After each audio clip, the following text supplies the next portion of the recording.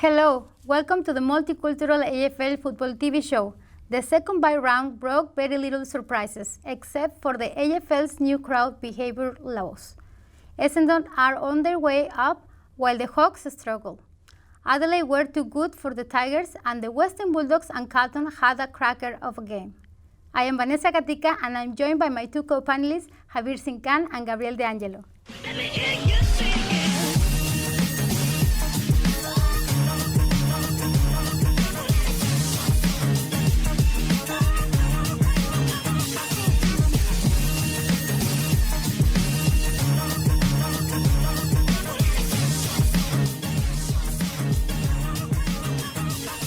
Welcome back. Tonight with us is our special guest, Richmond legend and Essendon's most successful coach, Kevin Sheedy, and Eugene Hawryszko, to talk about footy. Gentlemen, good evening and thank you for coming to the show. Good evening, Vanessa. No, great to be here and great to have a little bit of fun on this panel. Thank you. Kevin, during your reign at Richmond and Essendon, you played with, trained and developed players of the different nationalities. How difficult was it? Well, look, I always went back to sort of where they come from. And one of the great things about it was I learned a lot from their story about telling us where their grandfather or their grandparents or their parents, or when they come to Australia, when they come by ship or when they come by plane. I mean, this country is built by migrants, okay? Let's be honest. And it was always great to have all my teammates, whether they... and look, to be quite honest, when you look back in the history of footy, there's one name that really stood out when I was a kid growing up, and when I went into the VFL in those days, was Barassi. Everyone else was Smith, Harris, Brown, Johnson.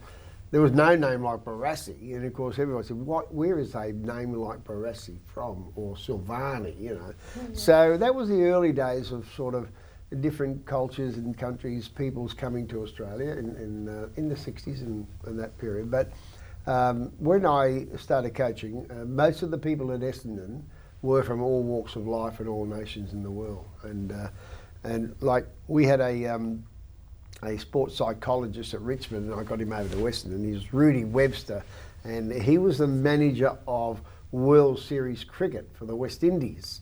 And he was about a 6'4" or 5", very slim, athletic-looking sort of West Indian person. And we had never seen anybody like that in those days, sort of. And so that was one of the very serious changes that we looked at. Obviously, by the time I went to Essendon, we had probably, I would say, easily well over a third of the staff around, like Eugene. All our trainers, our fitness coaches, Lois Bertolacci, and our boxing coach, Nick Neofito, he was Maltese, and we had 3 or 4 Italian boys. I had 5 Italian boys in the team. Our forward line was Caracciala, Alessio, Macuri, we just kept naming anybody from anywhere. And of course, we had a lot of different players come through. I was one of the guys that picked Bashahuli. Now, he's the first Muslim boy that ever played. Basically, he was at Essendon at the time, and then when I left Essendon and lost my job there, then I went up to the Giants. Well, of course, at the Giants, there's 175 nations live in West Sydney, nationalities, people. So we went and met the Indian people, we met the Muslim people, and so we had a pretty good damn time trying to get a multicultural mixed understanding and feeling between Australian people that have been here for a long time and new people coming to our country. And it's been good. It's been very, very good. I mean, you've only got to see young Sard, the half-back flank at Essendon now. He intercepted 2 handballs on the weekend, created 2 goals, just like that. He's really eye-hand coordination and he's speed across the ground. So, look, we really look forward to it. Of course, the Indigenous players have been some of the great people that we've had at Essendon. And before Michael Long, there was only about 28 Aboriginal boys played in the VFL in Victoria in 140 years. Oh, wow. Yeah, 28. So obviously they played in West Australia and they played in South Australia. But a lot of people don't realise that Victoria and Tasmania have the most Aboriginal people living in our 2 states. So it was always difficult, so we started recruiting them in from obviously Northern Territory, West Australia, and of course the great Wanganeen from South Australia. So we made lots of different changes. Eugene was there at the club at the time when we went through a lot of different periods. Very exciting, I must admit, and of course, and really our non-Indigenous people learn a lot too. You know, non-Indigenous people learn a lot about our Australian Aboriginals. So footy is a great bridge builder. It connects people. Yep. Often sport does, and music. Yeah, you're coach of the Essendon for more than 20 years. How do you evolve in terms of like coaching, tactics, and general interaction with your players? Well, I used to go overseas often. I'll go overseas at least every 2 years and go and find out what other countries are doing and other people are doing in other sports. I went to America in 1974. I was about 26 years of age. And I spent all my football playing earnings on a 7-week tour for knowledge, just to try and find out what they were doing then. So that when I retired as a player, that I would sort of really get to become a coach. And if you're going to coach, you've got to try and have success fairly quickly because they normally sack you very early. So in the end, it was important that I would go with the soccer coaches. I went and got and met, on that trip I went and met the American astronauts that had been to the moon because I wanted to know the fitness of them compared to the Russians and why they beat the Russians to on the moon chase, you know. So, and of course the American universities have an enormous sporting evaluation and of course we don't have the population like America here. Mm-hmm. So, you know, we had to try and work out how can we be smarter because we don't have that many sports people coming out of universities in Australia now, and even then we had less. So because we draft out of year 12, they draft out of the 5th year of university. So there's a big there's 5-year age gap. So we've got to think how can we enhance and teach and educate our players smarter, better, and quicker, and we've been able to do that quite well, you know, by learning from other people's going around. Looking at other sports and that sort of thing. So it's a long process, but it's been really worthwhile doing, you know. And, you know, I was at Essendon for 27 years as the coach, and that's the same time as Nelson Mandela was in prison. There's only 2 people in the world did 27 years, Nelson Mandela and myself. Now, without going into too much details or naming names, what were your thoughts on what happened to the Essendon Football Club during the whole peptide scandal? Well, it was a very difficult period for the club. I mean, I was in Sydney starting the Giants at that time, and I just shifted up there. Within a year or two, I'm starting to watch this sort of, you know, it was like an evolvement of something I couldn't sort of work out how it happened, how could it happen. You know, the supplement saga was one of the very sad stories of the Bombers, obviously. To me, it was a situation where you've got a new coach appointed who's never coached, James Hird. And of course that's a very difficult period to be because he's never coached and done any training to coach. And I thought that made a lot of pressure on him.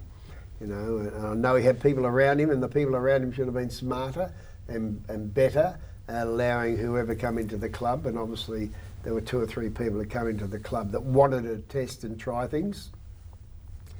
The upshot of it all in the end is, okay, the Bombers have been smashed by the AFL for bringing the game into disrepute. And of course, WADA gave a suspension for the club, obviously, for that 12 months period. And I find that very difficult because in the end, there's right now to the day, there's been not one positive drug test. Dustin Fletcher never got tested, but he got suspended. How can that happen? If it was you would be very annoyed with that, and with me I would be. And of course, as soon as they hand down the penalty on Essendon, WADA allow Russia, who have admitted to an 8-year planned drugged program on their Olympic teams, and they admitted to it and they let them go to the Olympics. So how can I feel confident that WADA knows how to judge things? So I have a big question mark over WADA. Okay, Essendon, we're still recovering from the decision, and of course the great thing about the Bombers and the club in general and the fans is this year after all of those difficult periods that the fans have gone through, we've got our greatest ever membership ever in the history of 148 years. We've got over 80,000 members. Even after that, it's been one of the greatest sort of, well, we'll show our loyalty and stick together and work through it. And I've got no doubt our club by the 150th year in 2 years' time, I think we'll reach 100,000 members even after that 5-year difficult period. You promoted the Aboriginal cause. How did you scout and pursue the Indigenous players to play in the Bombers? Well, we only had one play in over 100 years at Essendon, and he was a very, very good player, Norm MacDonald. Like, he was one of the best players. And a friend of mine from West Australia, Malcolm Brown, and my recruiting staff, which was headed up by Noel Jenkins, we had a lot of discussion about it. We thought, well, we should go and really have a look at what's going to happen in our game, because the VFL is now moving to the AFL in the next couple of years. So we started looking at recruits right around the whole of Australia. We set up a recruiting program to bring in names that we felt could be really an opportunity to build our club. Of course, in 1986-7 is when the draft first started. So we used to only be allowed 2 players from interstate for a long while, for maybe 40 years. You could only pick up, you had 2 Form 4s, and you can pick up 2 people, which means not many people on 2 Form 4s you sign a recruit. You're nearly not going to take a chance of a young Indigenous boy from the Tiwi Islands to come to Melbourne, live in the cold, the rain, you know, a long way from home. They're very family orientated people, the Indigenous people. They don't like to leave family too far. And of course, but when the AFL decided to go to drafting, then you could have 6 or 7 picks. So it opened up the opportunity for us. So we started setting our plans up and got into that very early. Michael Long was one of the, I think it was about pick 13 maybe pick 13 or 23, somewhere pick 13 in the draft. He was a very skinny little Aboriginal player, and when he came down, he was just a fantastic young man. He dedicated himself. He went home once or twice. He was too cold. I said, I'll buy you 2 doonas. So he come back. And then the next year went home again. It's still too cold. It's getting colder. I said, I'll build you a sauna. And we built him a sauna, and you wouldn't believe it, he never went home ever again. I should have built the sauna in the first place. So all of those sort of things happen, because this is all in sort of 1988, 9. You know, this is before these boys go to work and then go to training. It's not the full-time players what we see today. So it was a lot of fun. We recruited about 25 Aboriginal boys. Oh, wow. Dream Time at the G is obviously the big game which we love and appreciate our Aboriginal people telling us about their dream time and their way of life. Of course, they've been around for over 45,000 years. They're probably one of the longest living persons in the human race on the planet. And I feel it's very important that we give them belief, we give them the love and the care that we should. And we can do that through sport. You know, you can actually show the way through whether it's cricket or, you know, rugby or football or soccer or, as I said, music before. There's a lot of ways we can connect people in different nations, and that's what I love about the show you do and the channel you're on. Thank you. So there's a lot in it. There's a lot in it. You know, it's not just a little bit of leather with compressed air in it. You know, let the air down, you got nothing. It's join people. Everything is needed in this, and of course, I think these are made in India now. Maybe. Maybe. I know you own the company. So look, in the end, it's been a long journey, but a good journey. Amazing journey. Eugene, how did you and Kevin meet up? Oh, I need a drink. No. Thanks. That was I think the thing with me is that people probably don't realise, but I came off sort of a little suburb called Gladstone Park, or came out of a little suburb called Gladstone Park. near the airport. Near the airport, very close to the airport. And I walked up to the club one day or actually rang Kevin through another friend of mine, and I said, look, I've got a problem. And my problem is that my boys are They've got very good skills, but as soon as they get hit by somebody, they fall over. Bumped. Bumped, all right. Okay, bumped. Anyway, the next thing was Kevin said, look, I'm going to introduce you to this Greek guy called Nick Neophytou. Nick, yeah. Not Maltese, all right? Okay, just checking. Anyway, Nick was very good to us, and when the boys were out playing or practicing, our boys were in the rooms boxing. Can I tell you, within a week or two, the confidence, the balance, the whole line was just fantastic. They were totally different team. It's just teaching people how to protect themselves, like warning bodies off bodies, instead of just running in and getting hit, sort of thing. Because if you can protect yourself while you're winning the ball, within the rules, it's a good way of doing it. So we're teaching players to roll off bodies and that sort of stuff, yeah. But then it went on further from there, and Kevin, we became very close friends, and we even had Kevin come to the Ukrainian Catholic Cathedral at North Melbourne, singing in the choir with us. I did have a session. I've been to your January function there. That's it. The New Year's Eve, Malunka as we call it. Malunka. And this is why I'm wearing this shirt, because quite proud of my heritage, but I was born here. Beautiful. But we've got. Thanks, Vanessa. I'm very pleased that you're saying that, because I got a bit worried. I wouldn't wear it personally, but I've worn some pretty ordinary shirts, but that's okay. But it's a bit. Look, I mean, that's It's a good red thing and about black. different It's red and cultures, black. isn't it? Yeah, We all it wear is. different things. Red and black. No, they did Red and that. black.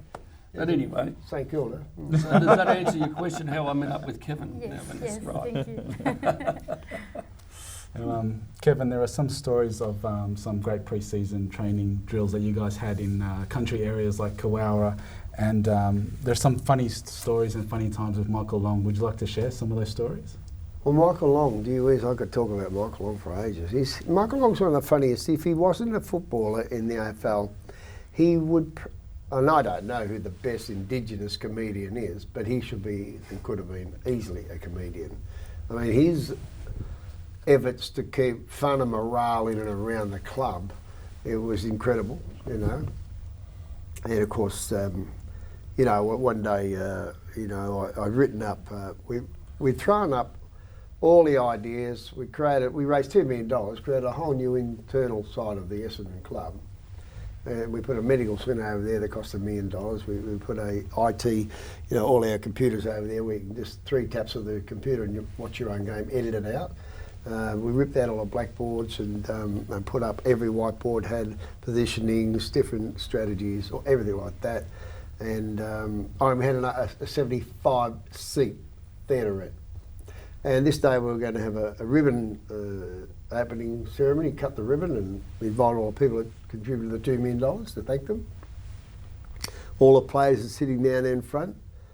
And up on the whiteboard, which is clearly is the training written tonight. And everybody's bang, yes, this is going to be good. It's very exciting. Everyone's happy. They're going to have a champagne after training. Everyone's celebrating. And I said, are there any questions about training, boys? Now, Michael Long hasn't said a question or boo, hello, thank you, nothing for 4 years. We've never heard him speak for 4 years.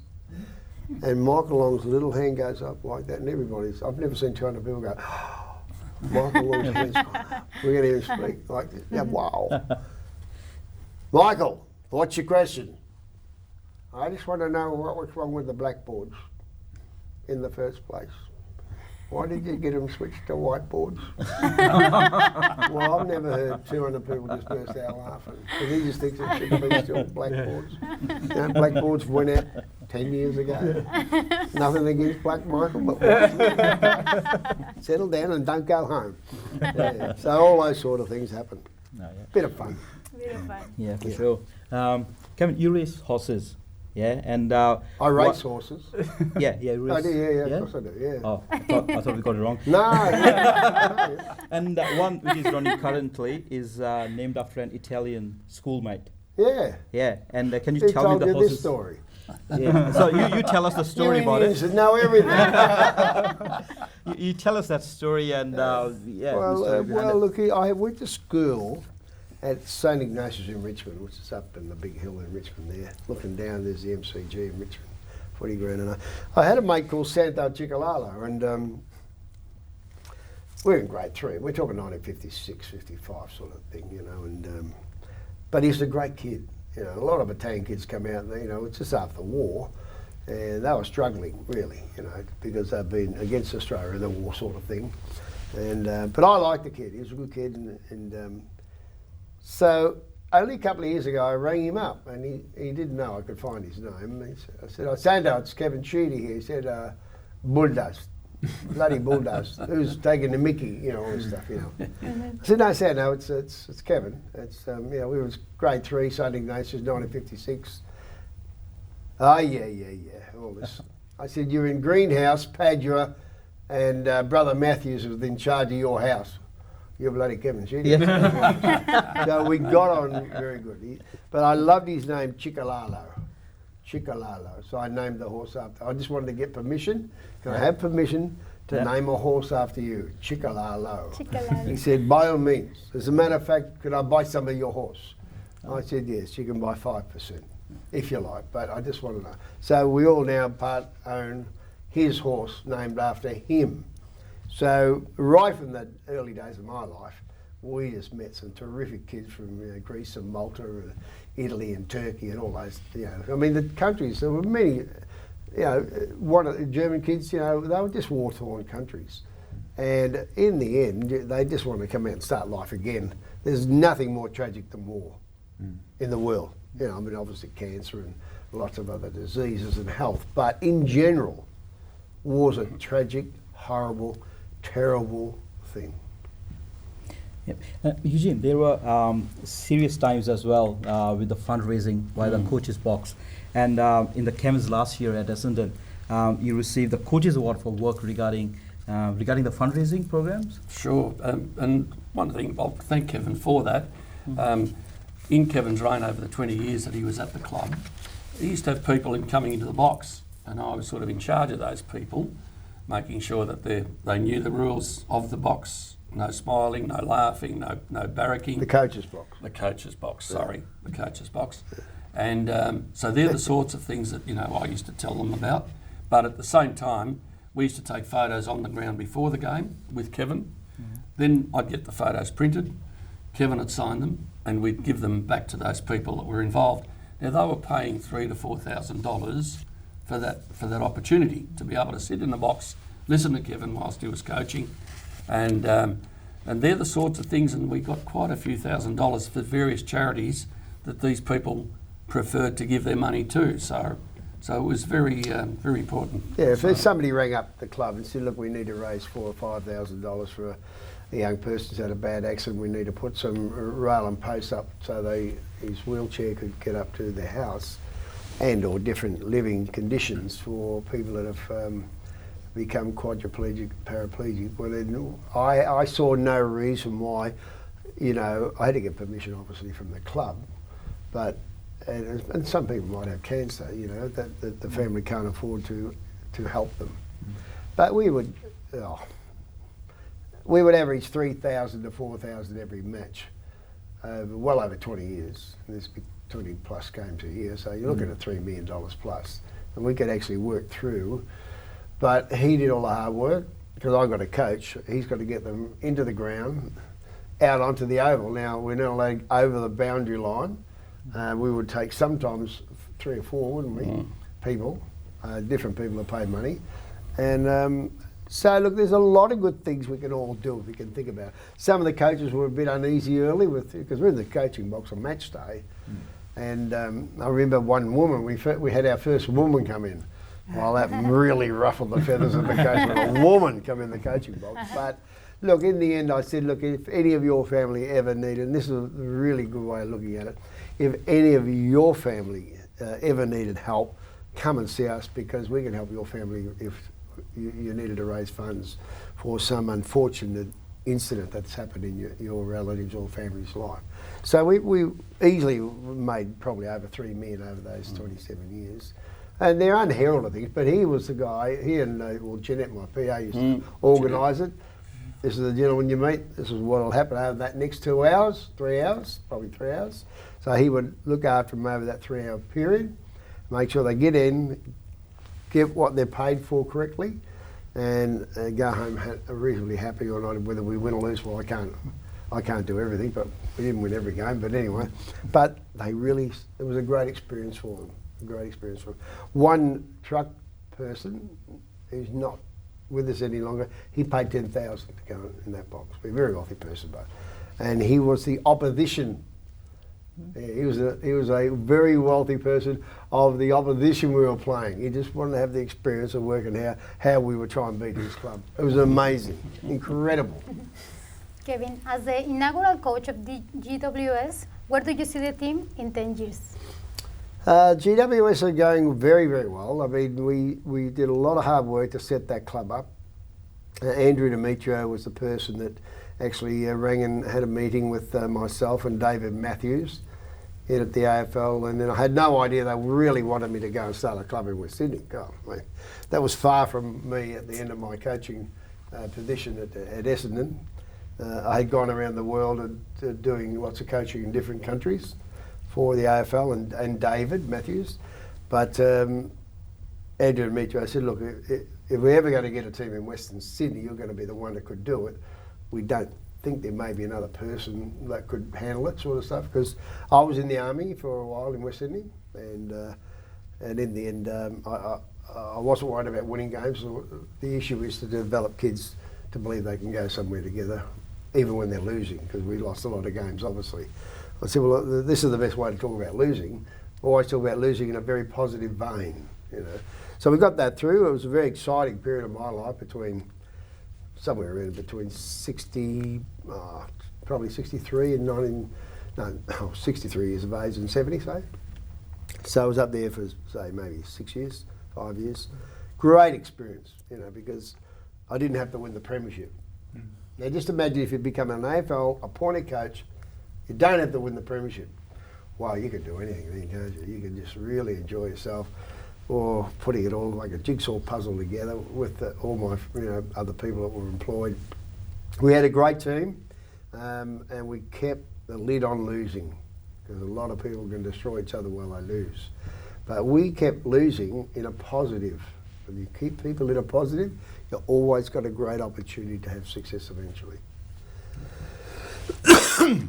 You've been involved in the game for a very long time. What do you think about the AFL's current crackdown on fan behaviour and the behavioural awareness officers at some of the games? What are your thoughts on that? Oh, gee whiz. Look, I've done a fair few things in my life, but I wouldn't go too heavy on our fans. Our fans are probably, when you look at it, probably Americans are pretty much the same, but we don't normally have much problem or many problems in our crowds. We get the best crowds, particularly in Melbourne, because one city in the world, we've got that many fans, members. We probably have the most members that get to live. I mean, Manchester United might have more members, but they can't get in their ground. Yeah, collectively around Melbourne, how many of our football members get to games? Because they can, because we've orchestrated the game to be like that. So when you see 0.5% of the crowd misbehave, you don't blame everyone else, sort of. Okay. I don't like the language, and I don't like fighting in the crowd, so they get eradicated straight away. No problem with that at all. But when people are up there whooping it up and having a good time, and you're no good Collingwood and you're great this and all that, I'm not worried about that. You know. So I would say they'll be wary of watching themselves, because I think for the first time this time the fans are watching the AFL, and I'm not sure whether they're going to handle that quite well. So in general, I think that I wouldn't jump at shadows yet, but I wouldn't be looking at a over-serious crackdown on our fans, because we've been that blessed from going from the old home and away grounds we used to have, like Windy Hill and Victoria Park and Moorabbin and those sorts of grounds. Now we have two wonderful stadiums. The AFL are giving the fans better comfort than what they ever had in the previous, say, 1960s to say 2010, or say 2000. So I would say that our fans have got the best sort of stadiums in the world for one city, or two. One with a roof on, which is pretty handy. When I drove the footy last Friday, Hawthorn Essendon, it was bucketing rain. I'm saying, but I'm going to go in under, and I'm not going to get wet. So there's a good there's a good ebb and flow, you know. But I just say to them, you know, don't go overboard. Don't go overboard yet. You know, if it was a tragically bad mishaps happening there, then you slam them right down on. But other than that, I would say, come on guys, let's behave. It's our great game. The reason it's great is because we've really been looking after ourselves as a whole fan base. But talk positive, never negative.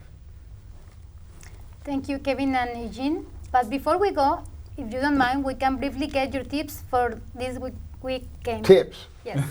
All right, I you ready? knew you asked us here Ready? for some reason. Yeah, Vanessa, the Okay. smart Vanessa, right? Oh, Ready, God. first one. West Coast against Essendon.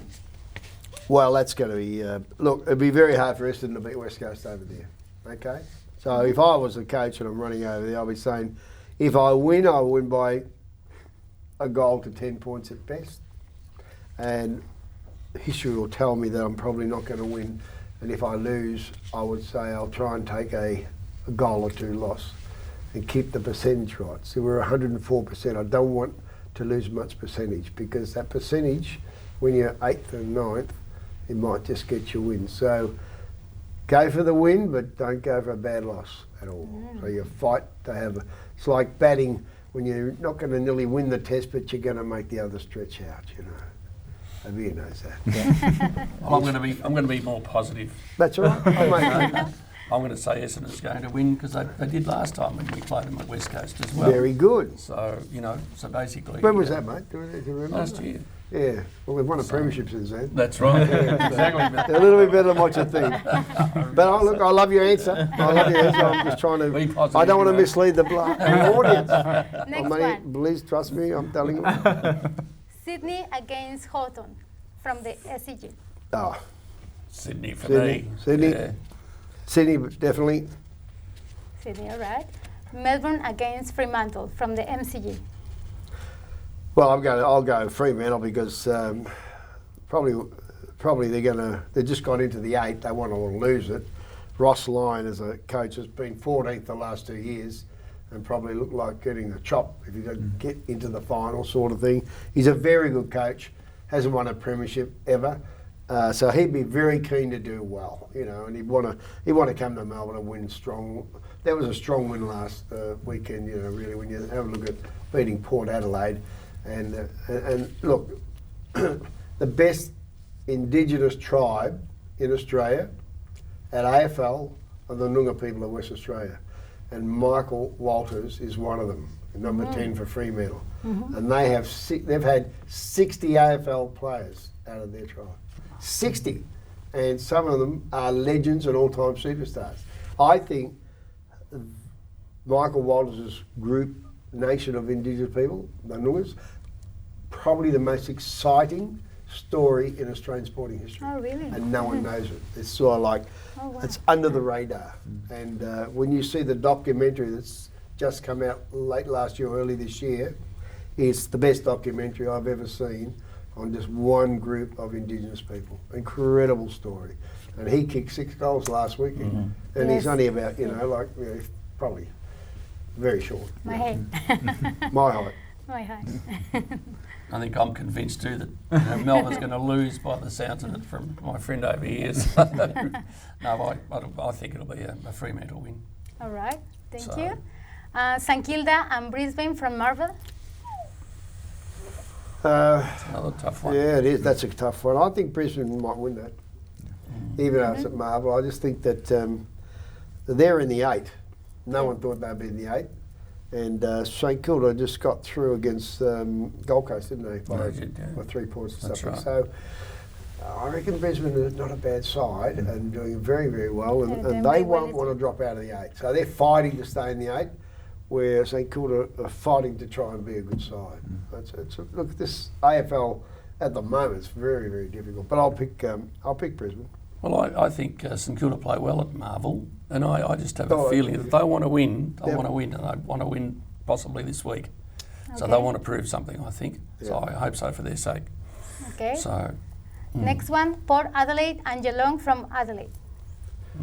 Gee whiz, Port Adelaide, they're just coming back from West Coast, aren't they? Look, that's going to be a very close game. you'd have I'll to go say this. Geelong. This is the. I'll go this way. I'll go Port.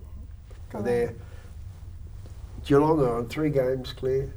They're going okay. They don't want to get hurt. I'll go with Adelaide. Adelaide's going to have.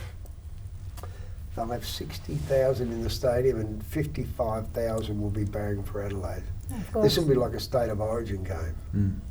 And if I was Port Adelaide, I would make it like a state of origin game in rugby league. I would make sure that every Port person gets there and make sure they're going to try and beat the top side. So, yeah, I reckon there's a fair chance Port could win this one. This might be the little one, Smoky. Well, You'll go Geelong. I'll go Geelong. Well, my wife would kill me if I went. No, but I just being on top of the ladder. I Blame think your they're gonna He wants to go home. He just wants to pick the best side and to win. No, That's they- easy to pick the best side to win. be. Yeah, Exactly. that's right. So I think that they're going to be hard to beat. Yeah. Geelong. Being I on think top. Port Adelaide might be like Ash Patty, that tennis player who never gave up. Yeah, true. And the Western Bulldogs and the Magpies from Marvel. Yeah, I think Magpies will win. Yeah, Pies. yeah, I agree with Kevin on that one. As much as I don't like it, but Not much difference between the Ukrainians and the Irish. What do you well, that's right. Well, hey, did you know that the Ukrainians went across to Ireland? They did. That's why they eat potatoes. Well, once again, thank you for coming and for the great stories, Kevin and Eugene. Great to be Thank here. you. No, Thanks great to very be much. here. Great to have an opportunity to talk to everybody. And thank you, all of you out there listening. Thank you for coming to Australia to help build a great nation of the future. You are with the Multicultural AFL Footy Show, and we will be back after this short break with the preview and the tips for the round number 14.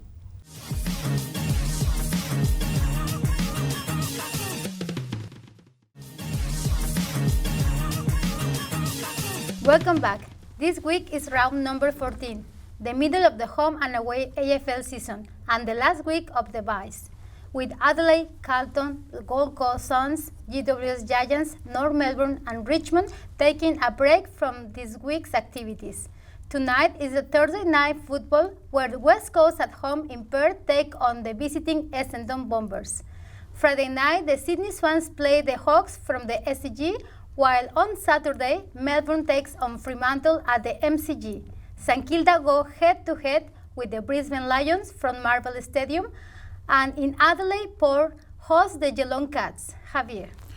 Yeah, well, for me, with the West Coast Essendon, I believe it's West Coast. I think it's going to be a big margin as well.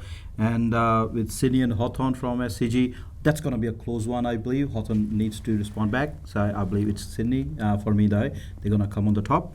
And if you go for Melbourne and Fremantle, they're playing their best footy, so it's easy one for me, Fremantle. And St Kilda and Brisbane, another close one.